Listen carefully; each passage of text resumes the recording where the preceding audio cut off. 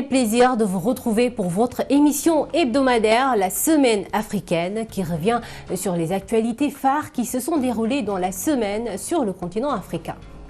On commence cette première partie de l'émission au Maroc où le Conseil de gouvernement a présenté cette semaine aux élus de la nation le projet de loi de finances 2020. Il a été adopté ce jeudi. Il vise un taux de croissance du PIB de 3,7%, un objectif fondé sur l'hypothèse d'une récolte céréalière de 70 millions de quintaux, un cours moyen de pétrole à 67 $ le baril et enfin un prix moyen du gaz butane à 350 $ la tonne. Il faut aussi noter que ce projet de loi de finances 2020 repose sur 4 priorités. La mise en œuvre effective de la loi cadre relative à la réforme du système de l'éducation, la formation et la mise en place des mécanismes de la protection sociale, l'accélération de la régionalisation avancée et une nouvelle dynamique à l'investissement. Justement, au sujet des grandes orientations de ce projet de loi de finances 2020, nous avons interrogé Fad Iraki, chroniqueur politique. Il intervenait dans nos éditions d'information. Regardez. Alors, on va peut-être détailler un peu les chiffres de ce projet de loi. Comme ça, on verra plus clair. On prend par exemple le département de l'éducation nationale et de l'enseignement supérieur. Son budget de fonctionnement, rien que pour le fonctionnement, il est pour 2020 de 65 milliards de dirhams. C'est 11 milliards de plus par rapport à l'année d'avant. Si on prend un secteur comme la santé, pareil, il y a eu 7 milliards d'augmentation dans le budget de fonctionnement. Et si on prend les investissements qui sont prévus dans ces deux secteurs sociaux très importants, on est à quelque chose entre les deux, à 18 milliards. Là aussi, il y a une augmentation sensible. Donc, on voit bien qu'il y a là la traduction, la mise en œuvre de cette loi cadre de l'éducation dont on parlait, mais aussi de la poursuite du plan santé 2025 qui constitue un peu la vision pour le département de la santé. Si on veut continuer dans les chiffres, pour illustrer ce volet social, on peut parler aussi des 14 milliards de dirhams qui sont dédiés à la caisse de compensation qui, comme on sait tous, sert à subventionner des produits de première nécessité, des produits de base. Il y a aussi quelque chose comme 18 milliards de dirhams qui sont dédiés à la réduction des disparités spatiales et sociales à travers différents instruments. On peut parler aussi du coût du dialogue social qui a été entériné en avril dernier, en mai dernier, et qui devrait coûter dans les 11 milliards de dirhams en 2020. Donc vous voyez que tout cela, c'est comme on a dit, un package qui sert aussi bien les classes moyennes que les classes démunies, que toute la population dans son ensemble. Et on voit bien que ce projet de loi de finances donne la part belle, on va dire, au volet social. Direction la Tunisie, Kais Saïed est devenu officiellement le nouveau chef de l'État tunisien. Le vainqueur de la présidentielle du 13 octobre a prêté serment ce mercredi. Lors de son premier discours prononcé en plénière extraordinaire au Parlement, Kais Saïed a insisté sur la lutte contre le terrorisme et la corruption, ainsi que la défense et le renforcement des droits des femmes. Une délégation de haut niveau a représenté le Maroc lors de sa prestation de serment. Les détails avec notre correspondante à Tunis, Najwa Becha. 10 jours après sa victoire à l'élection présidentielle, le constitutionnaliste Kais Saïed a prêté serment comme nouveau président de la République tunisienne. Au Parlement, Kais Saïed a prononcé en arabe littéraire son discours d'investiture. Il est revenu sur chacun des enjeux de son mandat, assurant vouloir prendre soin de chaque centime dépensé et appelant le peuple tunisien à s'unir face à la menace terroriste. Toute la nation doit s'unir contre le terrorisme pour mettre fin à toutes ses racines et ses causes. Une balle tirée par le terrorisme fera face à des tirs d'unité. Le nouveau président a pris ses fonctions en présence de plusieurs invités. Les anciens chefs d'État et présidents de la République, les membres du corps diplomatique accrédité en Tunisie, les représentants des instances et organisations nationales. Et sur ordre de Sa Majesté le roi Mohamed VI, les présidents de la Chambre des représentants Habib el-Maliki et de la Chambre des conseillers Hakim Ben Chamesh ont été présents à la cérémonie d'investiture. Sur ordre de Sa Majesté le roi Mohamed VI, Je suis ici présent avec mon collègue, le président de la Chambre des conseillers, Hakim Ben Shamash, et en présence aussi de l'ambassadeur du Maroc en Tunisie, Hassan Tarek. Nous considérons que le discours prononcé par le président Kais Saïed est un discours de fondation en termes de continuité de l'État dans une nouvelle ère. Le nouveau président était attendu à Carthage, au palais présidentiel, où le président par intérim s'apprêtait à lui passer le flambeau. Deuxième étape de cette investiture avant la formation d'un gouvernement dans les prochains jours. C'est maintenant que les choses sérieuses commencent pour le nouveau locataire du palais de Carthage qui porte les espoirs de tous les Tunisiens. Najwa Bécha, Médiane TV, Tunis. Le président Kais Saïed a donc promis de rassembler les Tunisiens et de se placer au-dessus des partis. Pour le chercheur de l'IRIS, Kader Abdelrahim, il en a les moyens. Je vous propose de l'écouter. Il a été très bien élu. Donc il a cette capacité de rassembler sur le plan politique. Après, je pense que ça dépendra aussi des personnalités auxquelles il va faire appel pour former ce gouvernement. Il a une relation ambiguë et un peu ambivalente, comme je disais tout à l'heure, notamment avec Ennahda qui lui a apporté son soutien entre les deux tours de l'élection présidentielle. Et il va falloir à la fois contenter ceux qui lui ont apporté un soutien politique très clair, contenter une grande partie de la jeunesse pour répondre à ses aspirations et à ses demandes, et puis contenter une société qu'il faut rassembler de manière à éviter d'avoir à faire le grand écart. Alors c'est bien, et je crois qu'il a bien compris qu'il fallait qu'il se situe au-dessus des partis, mais dans un premier temps, il va vraiment être lui dans la mêlée parce qu'il va être l'arbitre et le garant de cette Tunisie de demain pour que ces réformes puissent être acceptées sans violence. Le premier sommet économique Russie-Afrique s'est ouvert cette semaine à Sotchi. L'occasion pour le président russe Vladimir Poutine d'annoncer ses ambitions pour le développement du continent devant 43 dirigeants et plus de 3000 participants. Il a assuré que la Russie pouvait au minimum doubler ses échanges économiques avec l'Afrique dans les 5 prochaines années. Myriam Hamlichi et Younes Bendineb pour plus de détails. Ces images reflètent les ambitions de Moscou vis-à-vis du continent africain. Vladimir Poutine serre la main aux dirigeants et chefs d'État africains à Sotchi. Ils sont parmi des dizaines d'invités au premier grand sommet Russie-Afrique, une conférence de haut niveau de 2 jours avec comme principale finalité davantage de coopération sécuritaire mais surtout économique. Aussitôt appelé pour prendre la parole, Vladimir Poutine donne le ton. En Afrique, il y a de très nombreux partenaires potentiels qui ont de très bonnes perspectives de développement avec un énorme potentiel de croissance. Nous exportons actuellement 25 milliards de dollars de nourriture, soit plus que ce que nous exportons d'armes. Et nous sommes capables de doubler au moins ces échanges dans les 4 à 5 prochaines années. En 2018, les échanges commerciaux entre la Russie et l'Afrique s'élevaient à 20 milliards de dollars, soit moins de la moitié de ceux de la France et 10 fois moins que la Chine, jusqu'ici premier partenaire du continent. La Russie veut alors concrètement marquer sa présence et gagner des partenaires.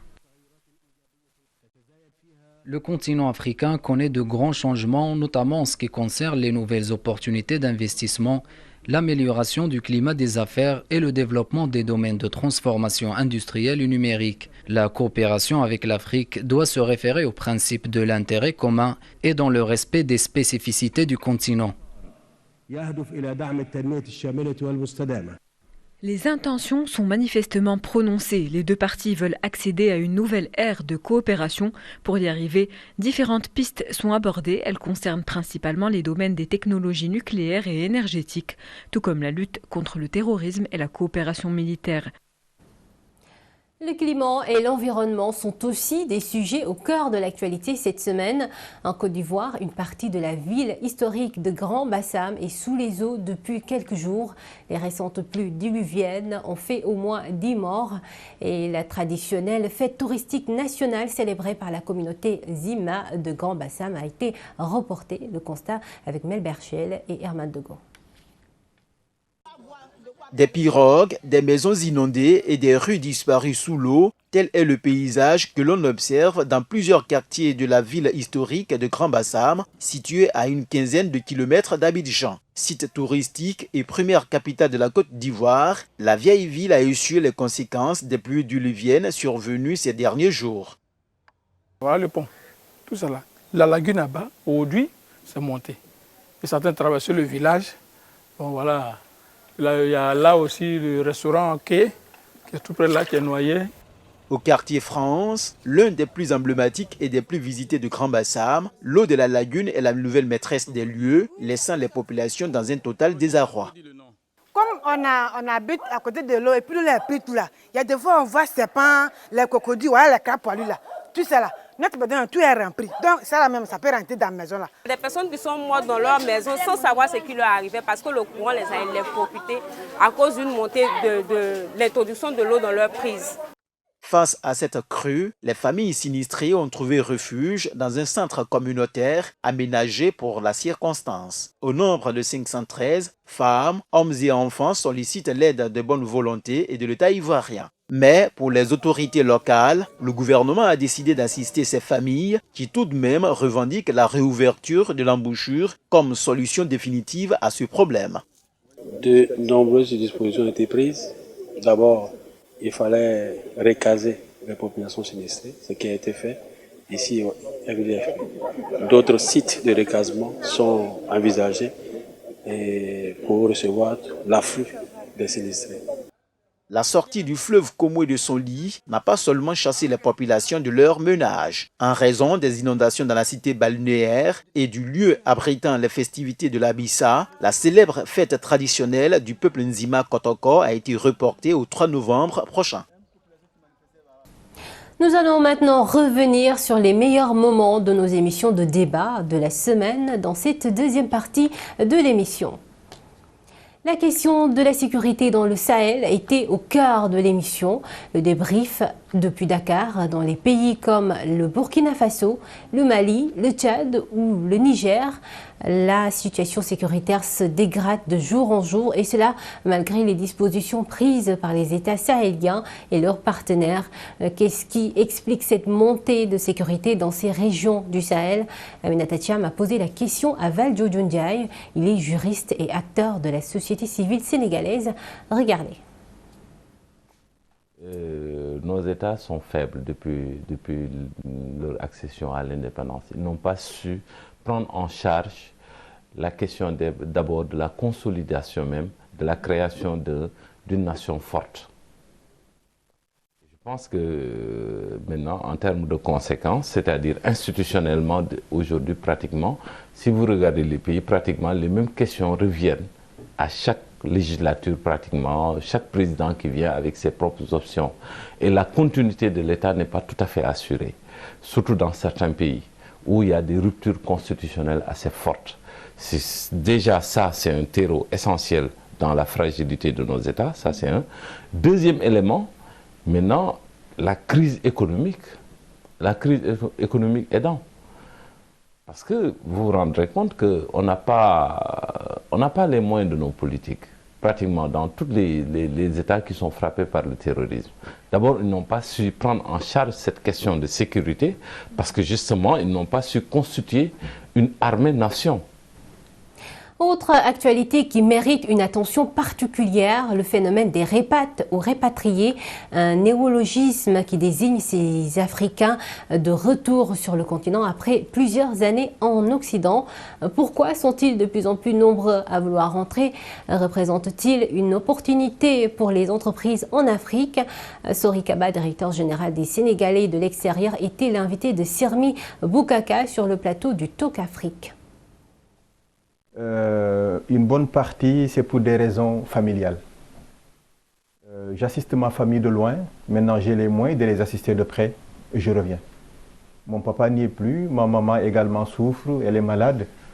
J'ai pas envie de rester et qu'on m'annonce qu'elle n'est plus avec nous. Mais entre autres aussi, souvent, en raison du fait que les conditions incitatives au retour leur font un appel du pied, selon le domaine dans lequel je travaillais, ça peut m'intéresser et souvent ils laissent un pied là-bas, un pied ici. et ils commencent à développer de petites stratégies. Maintenant, quand ça prend de l'ampleur, la décision est catégoriquement prise. Alors, ce qui veut dire qu'aujourd'hui, parlant de mesures incitatives, au retour, ça me semble le défi. C'est ça le grand enjeu dans notre contexte aujourd'hui. Parce que cette forte croissance que connaît le reste du monde, ils le doivent à l'Afrique. Et c'est en Afrique que ces multinationales qui appartiennent à ces grands riches d'ailleurs, qui s'investissent en Afrique, qu'ils ont de la croissance. Et donc certains l'ont très bien compris. Et ils travaillent dans ces multinationales-là. Et pourquoi pas eux prennent le bout de l'investissement? Maintenant, tout le monde n'est pas investisseur. Tout le monde n'est pas entrepreneur. Et c'est là où il y a un grand intérêt à ce que des structures nationales, comme l'ADPME, comme l'ANIDA, comme le PRODAC, entre autres, chacun dans son domaine privilégié, nous cherchons, nous, à créer un lien de coopération qui permette à l'entrepreneur sénégalais qui vit à l'étranger, qui revient, de pouvoir trouver sur le plan technique un répondant qui l'accompagne par rapport à ses besoins identifiés. Toujours sur Médin TV Afrique, à quelques mois des élections présidentielles de 2020, quel est le rôle de la société civile ivoirienne pour les élections apaisées? Thomas Heyman s'est intéressé à la question. Depuis Abidjan, il a reçu dans son émission le président de l'ONG Élections sans contestation, Nourou Konaté. Écoutez sa réaction. Aujourd'hui, avec ce qui s'est passé à Zongé et dans d'autres villes auxquelles nous avons participé, nous avons fait des échanges nous avons créé des cadres d'échange entre les opposants et les partis au pouvoir au cours des élections locales. Je crois qu'on a fait de tout le monde des ambassadeurs de la paix, de l'ONG. Ils ont été investis avec des missions. Et même les ministres ont eu des cartons de l'ONG et les sans contestation comme ambassadeurs de la paix. Et nous sommes en train d'investir des bénévoles de la paix pour avoir une représentation nationale. Parce que nous disons qu'aujourd'hui, le problème d'élection ne doit plus être perçu comme une question de fatalité. Nos peuples ne doivent pas voir les élections comme la fin de l'existence de notre pays. Les élections y étaient, les élections passeront, mais les peuples demeureront. Donc nous devons rassurer nos populations. C'est en cela que nous avons fait FN Institut de Technologie Électorale et nous sommes en train de sensibiliser les populations pour qu'ils sachent qu'il faut qu'ils se mettent au-dessus des discours politiques. Sinon, ce serait catastrophique. Et c'est ça le rôle de la société civile. Et tout de suite, la dernière partie de la semaine africaine, notre page consacrée aux événements culturels sur le continent africain. Nous vous amenons à Tanger, au Maroc, où le théâtre universitaire était à l'honneur cette semaine. La 13e édition du Festival international du théâtre universitaire. Au programme, des pièces de théâtre diverses et des productions originales de troupes venant du Maroc. Et d'ailleurs, Soued Jalil et Driss Bousselan ont assisté à la cérémonie d'ouverture. Regardez. Le théâtre, mélodie, décor. C'est sous ce thème que s'ouvre la 13e édition du Festival international de théâtre universitaire de Tanger, une édition particulière où 12 troupes sont en lice et en vertu de laquelle Tanger s'érige en capitale mondiale du théâtre. La 13e édition du Festival international de théâtre universitaire représente un carrefour culturel très important, très intéressant, à travers en fait les pays participants et les différentes cultures qui visent essentiellement à créer un espace d'échange, un espace aussi de créer un avenir partagé, un avenir meilleur avec tous les participants. Acte fort de la cérémonie d'inauguration, un hommage vibrant a été rendu à la talentueuse comédienne Melika Al-Omari, un nom iconique de la scène marocaine, célébrée pour sa grande contribution à l'enrichissement de la scène théâtrale et cinématographique nationale.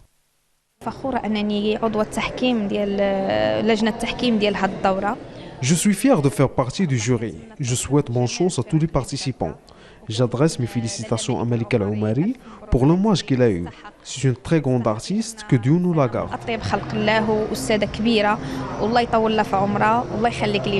Bon, étant donné que je suis membre du jury de ce festival international universitaire, bien sûr, de théâtre, je pense que c'est une rencontre qui rentre dans le cadre de l'interculturel.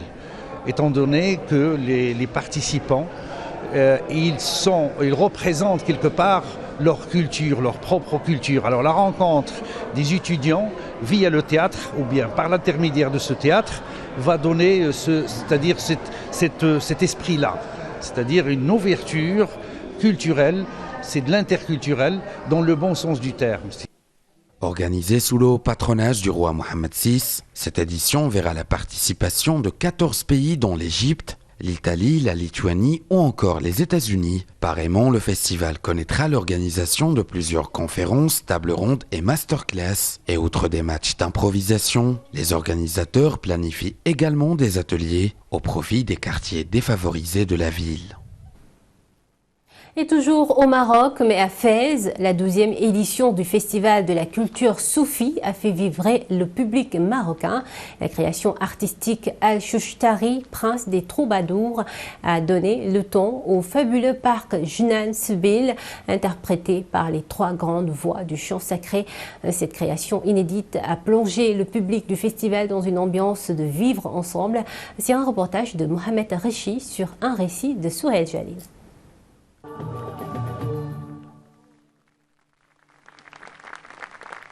Fès, ville de tous les prestiges, s'illumine des feux du Festival de la culture soufie. Associant humanisme et spiritualité, cette 12e édition consacre l'œuvre du soufi andalou Aboul Hassan Chouchtari, une œuvre qui traverse le temps, exécutée avec magnificence par différents artistes de diverses nationalités, tout aussi talentueux les uns que les autres.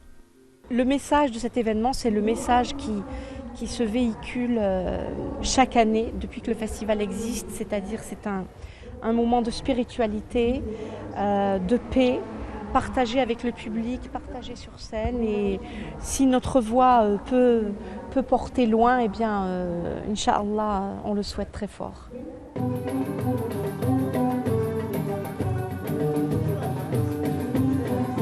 Un florilège mélodique des plus beaux chants soufis, des morceaux porteurs de messages de tolérance et de vivre ensemble, un véritable hymne à l'amour qui a transporté le public dans un voyage musical, mystique et poétique de l'Andalousie musulmane du XIIIe siècle.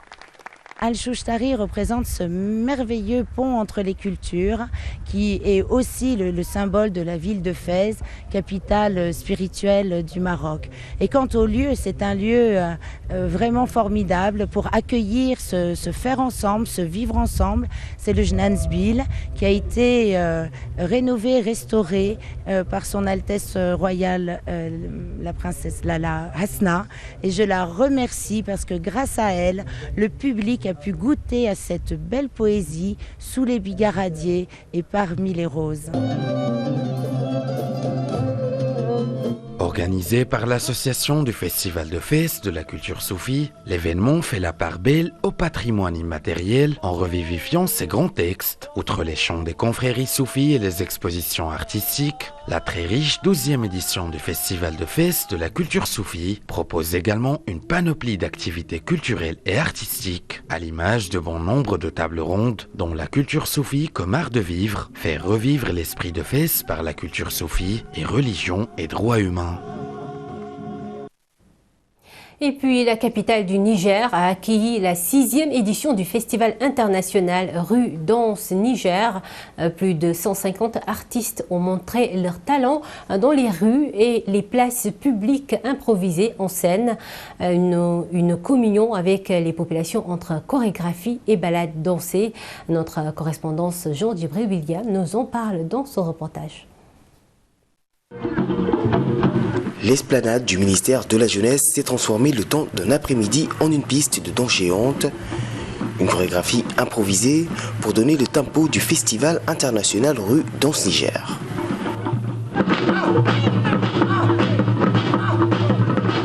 Danse contemporaine, traditionnelle ou encore participative, durant 4 jours, ce sont près de 150 chorégraphes qui auront pour scène les lieux publics et les rues de la capitale nigérienne. C'est un festival qui constitue un produit qu'on amène aux consommateurs de loisirs et de divertissement. Vous avez vu, on a juste fait le lancement ici. Ils vont faire une parade jusqu'au centre culturel franco-nigérien Jean Rouge et des activités de ce genre vont se faire au même endroit et à beaucoup d'autres espaces. Et je pense que la jeunesse africaine, la jeunesse nigérienne, la jeunesse de Niamey ne demande que ce genre d'initiative. En plus de professionnels venus du Togo, de la France ou encore de Côte d'Ivoire, Le festival a décidé pour sa 6e édition de miser sur l'ouverture. D'habitude, c'est des compagnies professionnelles, mais cette année, nous avons travaillé avec des jeunes amateurs qui sont des différentes localités de la région du Niger, à savoir la Tillabéri, Niamey et Zender. Mais aussi, nous avons travaillé avec des réfugiés maliens qui sont au Niger, des réfugiés maliens qui sont au Burkina. Donc, vous allez voir dans nos programmations, il y a des réfugiés qui dansent. Et effectivement, les danses touareg seront bien au menu des festivités. En coulisses, c'est une vingtaine de réfugiés maliens qui s'apprêtent à prendre part à la fête. On est venu faire d'abord pour le partage de culture. Maintenant, on est venu également rester.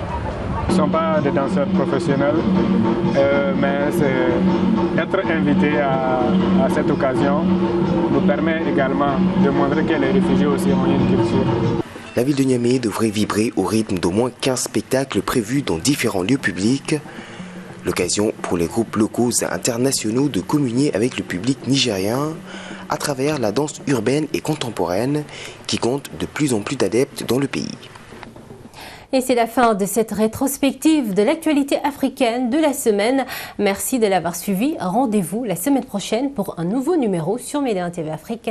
Excellente suite des programmes.